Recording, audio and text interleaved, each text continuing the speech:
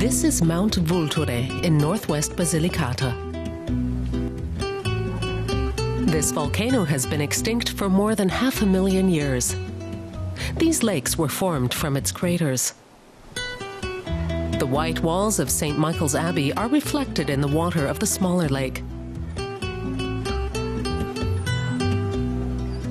The abbey is surrounded by a number of walking trails. You don't see a lot of tourism yet. I think it's maybe going to be bigger in the future, but for now it's really a little secret and it's unexplored. Yeah, that's really nice about it. Bye-bye.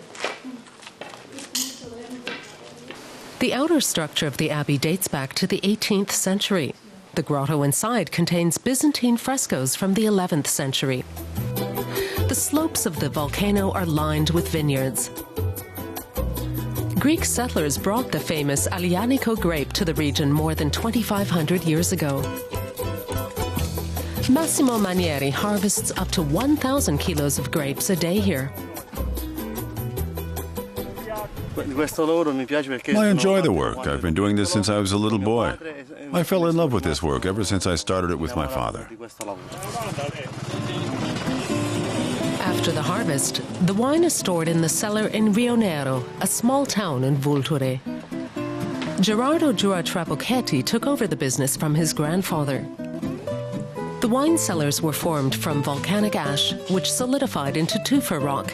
They once belonged to a Franciscan monastery. Conditions for wine to mature are especially good here. It's stored in oak barrels, and it's left for at least 3 years before it's bottled. The wine is known for its intense and distinctive aroma. The special thing about this wine is that it grows on the slopes of Mount Vulture, which is an extinct volcano. The conditions here are ideal: the sun, the climate, and the special volcanic soil. Even Frederick II of the Holy Roman Empire had a penchant for Aglianico wine.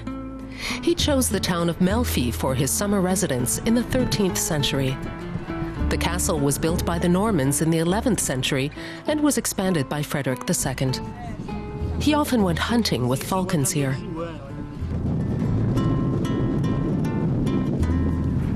120 kilometers southeast of Melfi is the town of Matera. It's famous for its cave dwellings, known as sassi. The site was settled in the early Stone Age. Matera is one of the oldest towns in the world. It served as a backdrop for more than 30 films. Oscar-winning director Mel Gibson shot The Passion of the Christ here.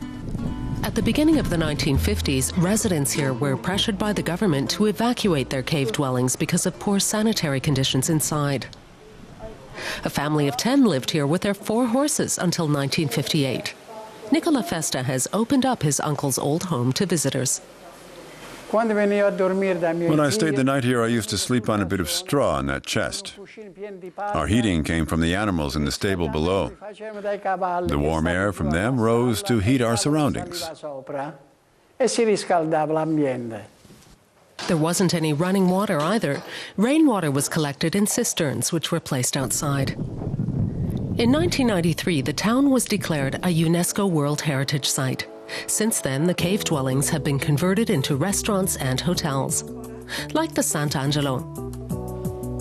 In the past, it was farmers, tradesmen, and shepherds who lived here. Today, one night in this luxury hotel will set you back between 150 and 340 euros. Historian Raffaello de Ruggieri grew up in a cave dwelling.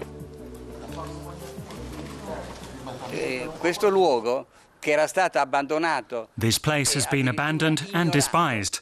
When locals began to inhabit the area again, Matera began to regain its reputation. Today, the people are really proud of their town again. The Basilicata may appear austere at first glance, but dig a little deeper and you'll uncover some of Italy's most precious natural landmarks and traditions.